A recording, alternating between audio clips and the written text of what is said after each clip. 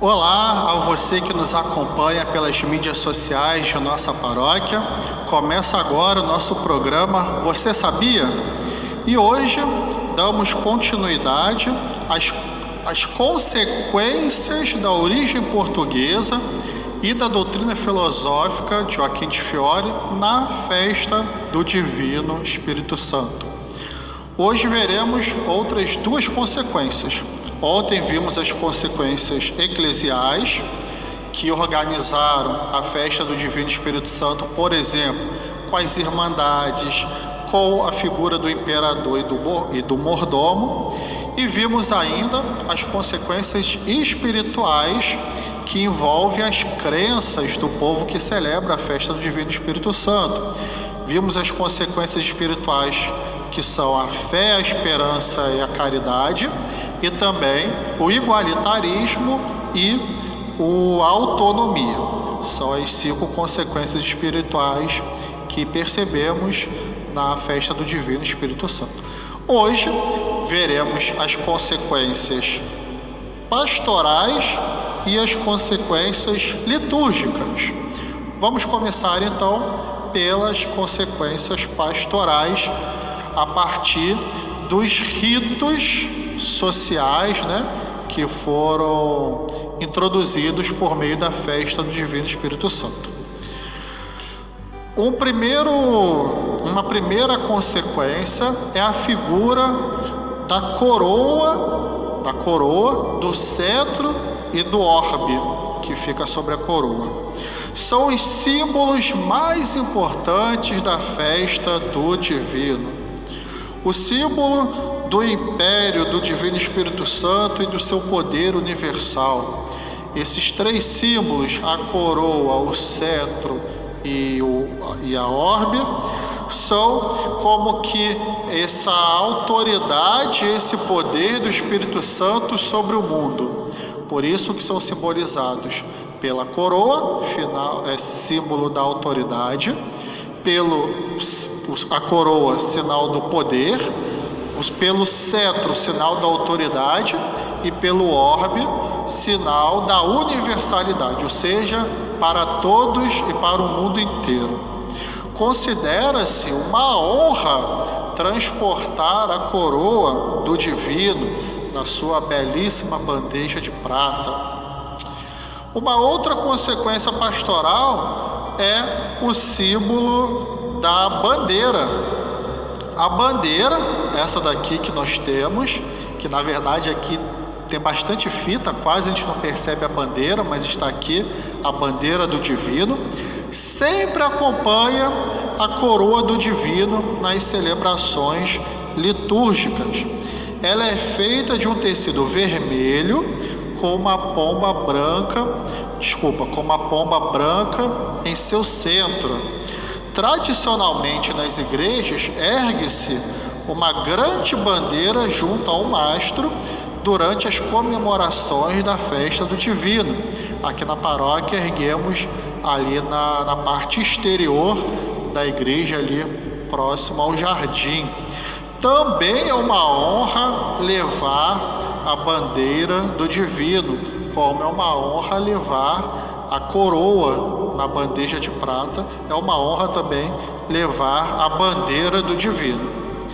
Uma terceira consequência, que faz parte desses rituais, desses símbolos da festa do Divino, além da coroa, do cetro e da orbe, além da bandeira, é o hino ao Espírito Santo. O seu canto é comum ao longo de toda a festa do Divino. Aqui na paróquia, o nosso hino não é um hino composto para tal, é uma música popular composta por um artista chamado Ivan Lins, cantor de MPB do Brasil, E com isso adotamos essa música popular como hino. Mas quem sabe você que agora nos acompanha, esse programa, quem sabe você não se anima a compor um hino propriamente para o Espírito Santo, para a festa do Divino, e aí então substituiríamos, quem sabe, a música popular por um hino propriamente dito em honra ao Divino Espírito Santo. Um outro ritual, né, um outro símbolo dessas consequências pastorais são as fitas aqui na bandeira. Cada fita possui uma cor diferente. Elas simbolizam os 7 dons do Espírito Santo. É engraçado que aqui nós podemos ver que temos mais do que 7 fitas. Então são mais de 7 dons do Espírito Santo? Não. É porque aqui no Brasil, talvez, a gente pense que quanto mais fita, melhor. Então, independente da simbologia de 7 fitas, uma correspondente para cada uma delas correspondentes aos dons do Espírito Santo, aqui a gente pensa talvez assim: quanto mais fita, melhor, porque eu posso então levar um pedacinho, eu corto um pedacinho da fita e levo para casa comigo, simbolizando assim eu levar um pouquinho do Espírito Santo. Então a gente coloca bastante fita para que às vezes a gente vai levando, né, vai cortando as fitas, vai levando um pedacinho para casa, simbolizando trazer comigo para a minha casa um pouquinho, mesmo que seja um pedacinho desses dons do Espírito Santo, né? Um quinto símbolo, um quinto ritual dessas consequências pastorais é a coroação e o cortejo que acontece na festa do Divino. A coroação do imperador se inicia no dia da Páscoa, logo após o final da missa, sendo o sacerdote que impõe a coroa e o cetro. Vejam quando a concepção religiosa, a piedade popular do povo é bem vivida e celebrada, ela não exclui a pessoa do sacerdote da hierarquia eclesiástica, como apontava a doutrina de Joaquim de Fiore. Pelo contrário, é algo que está em comunhão. Aqui, na coroação e no cortejo, é o próprio sacerdote quem coroa o imperador e lhe confere o cetro. Ou seja, a autoridade vem primeiramente de Deus. E é por meio do sacerdote, que é o pontífice, que se faz então essa transmissão simbólica do poder divino ao imperador da festa do divino. Logo após a coroação, começa-se o cortejo então que sai da igreja para ir para as ruas. Como que se inicia esse cortejo? O sacerdote acompanha o imperador recém-coroado, acompanha o imperador até a porta da igreja e ali, ao longo desse percurso até a porta, o sacerdote canta o Magnificat.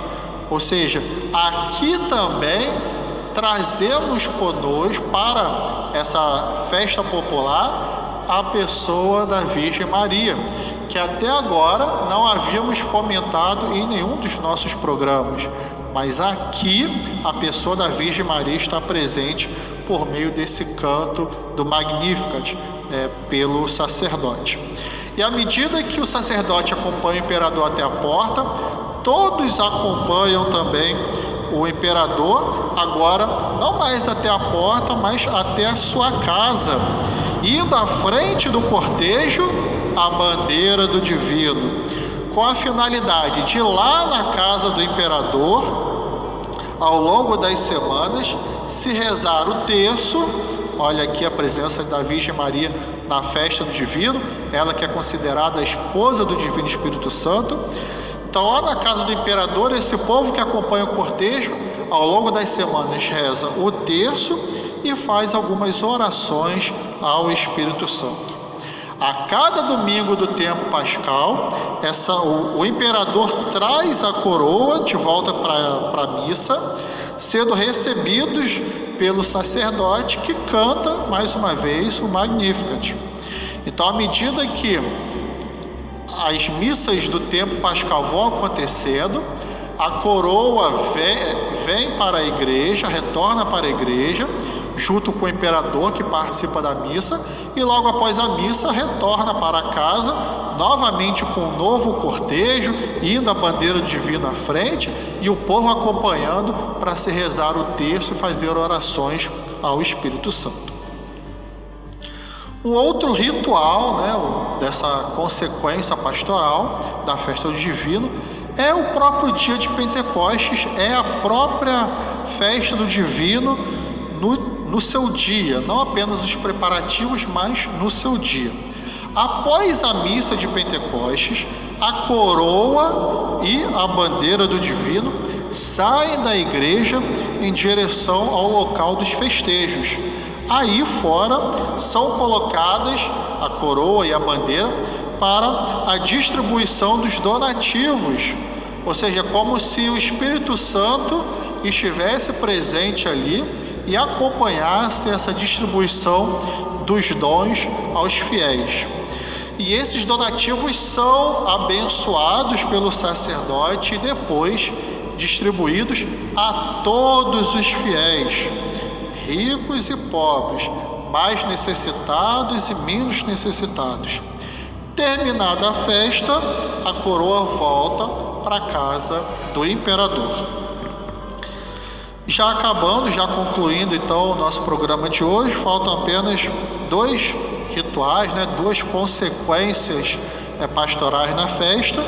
A primeira são os próprios donativos, também chamados de bodos.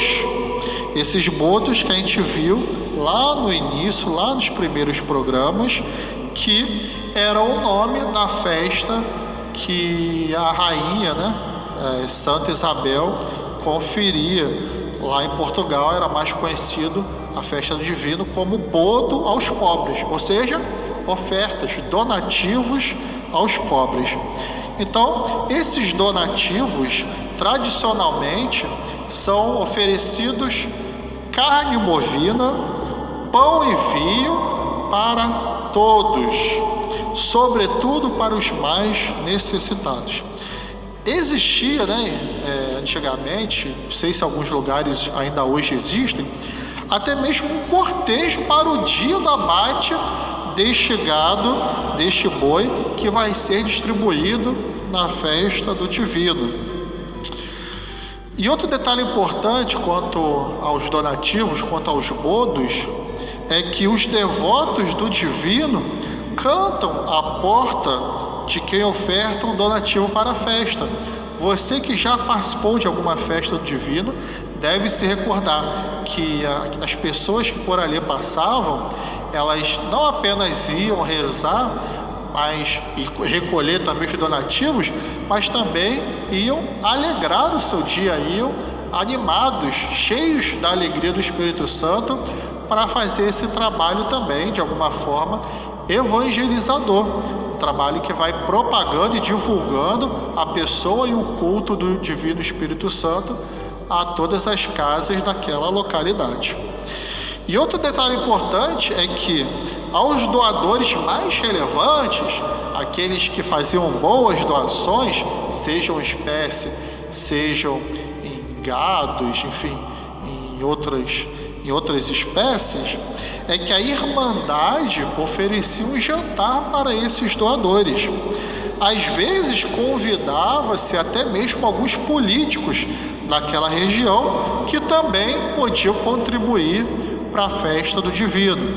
Então, se você, aqui eu me dirijo aos paroquianos de São Vicente, a alguns paroquianos especificamente, tem o costume de pedir doações aos políticos por ocasião da festa do Divino, não se preocupe, faz parte da tradição da festa do Divino. Aqui na paróquia só não temos o costume de promover um jantar a esses doadores mais relevantes, mas nada impede de, talvez daqui para frente, começarmos a promover tal ocasião. Por fim, então, uma outra consequência pastoral são essas pessoas que vão de casa em casa. Chamam-se foliões, os foliões do Divino são pequenos grupos de devotos que visitam as casas, rezando e cantando em honra do Divino Espírito Santo, recolhendo donativos e também avisando aos mais necessitados o dia em que esses donativos serão distribuídos, ou seja, avisando o dia da festa do Divino. Bom, aqui eu concluo o programa de hoje, o programa Você Sabia? E te aguardo amanhã para darmos continuidade ao nosso estudo, ao nosso aprofundamento sobre a festa do Divino Espírito Santo.